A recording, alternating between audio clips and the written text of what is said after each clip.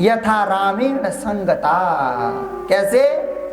जिस प्रकार भगवान रामचंद्र अपनी सारी लीलाओं का समापन करके जब जा रहे थे अपने स्वधाम साकेत, तब उन्होंने सब लोगों को अपने साथ लेके गए थे, वैसे ही। और तथा कृष्णेन ते नीता गोलोकम योगी दुर्लभम। जैसे भगवान श्री कृष्ण सभी अपने सारे परिकर को लेकर गोलोक गए थे, वैसे। बोलिए भागवत भगवान की जय। छठे अध्याय में श्रीमद् भागवत का आयोजन कैसे होना चाहिए इस विषय में बताया गया है। जैसे हम अपनी बेटी की विवाह करते हैं ना, कोई बता सकता है बेटी के विवाह में कितना खर्चा लगेगा? कोई निश्चित है? नहीं। सबके अपने अपने हैसियत के अनुसार, जिसकी जैसी हैसियत वैसी बेटी का विवाह। अपने हैसियत के अनुसार सर्वोत्तम मंच बनाएं, सर्वोत्तम पूजा गृह बनाएं, सर्वोत्तम विद्वान ब्राह्मणों को बुलाएं, सर्वोत्तम वक्ता का चयन करें। वक्ता कैसा होना चाहिए? विरक्तो वैष्णवो विप्रो।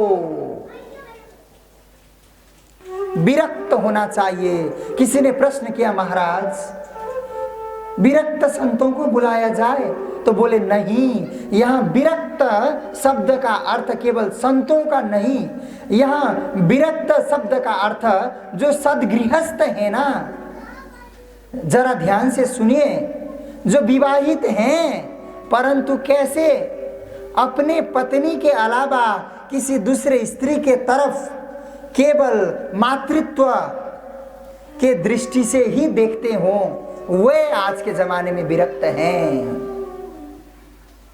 भागवत के ही पंचम दिवस में एक कथा आएगी, जब सुदामा जी का चरित्र होगा ना, सुदामा जी को भी विरक्त शब्द से ही संकेत किया गया है। वो भी तो सदगृहस्थ हैं, फिर विरक्त कैसे हुए? वो ऐसे विरक्त हुए अपने धर्म पत्नी के साथ, वे पत्नी व्रता हैं। प्रेम से बोलिए ना नमो नारायण। आपने पतिव्रताओं की तो बात बहुत सुन ली होगी, अब पत्नी व्रताओं की भी जरा सुन लीजिए। आज के कली काल में जो सदगृहस्थ होने के बावजूद भी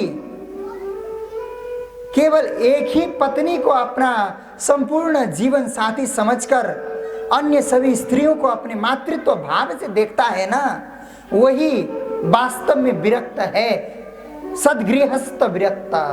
प्रेम से बोलिए ना नमो नारायण। विरक्तो वैष्णवो विप्रो, वैष्णव होना चाहिए। भगवान श्री हरि के दासानुदास होने चाहिए। इसी भागवत में लिखा है, विष्णु दीक्षा विहीने नाम। वो व्यक्ति कथा कहने और सुनने का अधिकारी नहीं जो विष्णु दीक्षा से वंचित हो। और तीसरी बात, वैष्णव होना चाहिए। तीसरी बात, विप्र ब्राह्मण ही होना चाहिए। और चौथी, संपूर्ण शास्त्रों का निष्णात विद्वान होना चाहिए।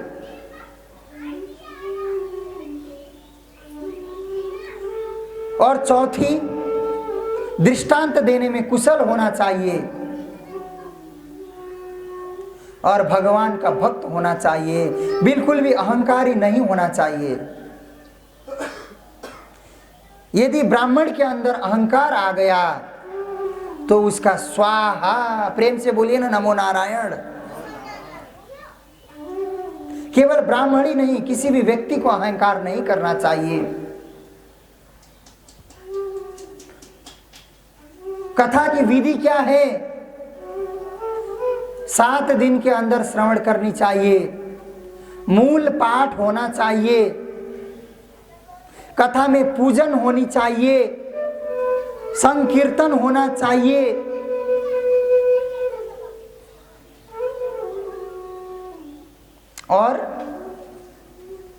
और भागवत में तो यहां तक लिखा गया है कि कथा बोलने वाले को भी और कथा सुनने वाले पुरुषों को कम से कम छेवर करना चाहिए, परंतु ये आजकल नहीं करते हैं लोग।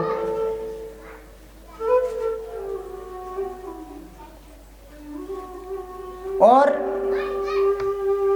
सभी बंधु बांधवों को भोजन कराना चाहिए, ब्राह्मणों को दक्षिणा देनी चाहिए, भोजन करानी चाहिए। तो पूछा महाराज व्रत कैसे करना चाहिए? तो बोले अच्छा होगा यदि व्रत बिना कुछ खाए पिए ही हो। तो बोले आज के जमाने में तो हो गया। तो बोले एक समय अन्न, यदि वो भी कठिन है, शुगर प्रेशर की दवाई चल रही है, आजकल भयंकर गैस बन रही है महाराज, प्रेम से बोलिए ना नमो नारायण। बड़े बड़े डॉक्टर भय पड़े हैं, गैस्ट्रोलॉजिस्ट।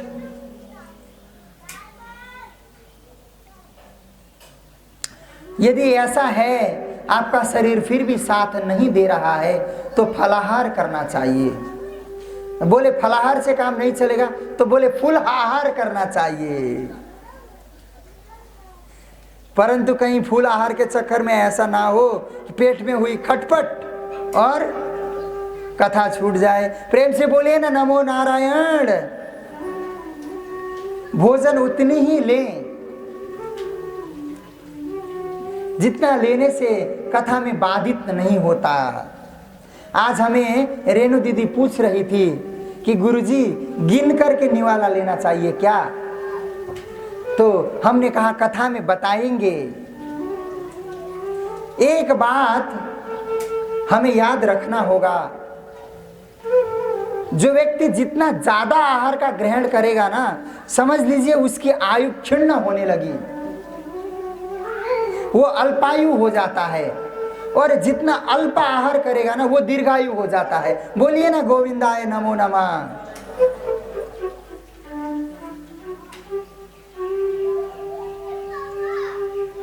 कोई कोई लोग गिनकर निवाला लेते हैं, इसके पीछे भी एक तात्पर्य है।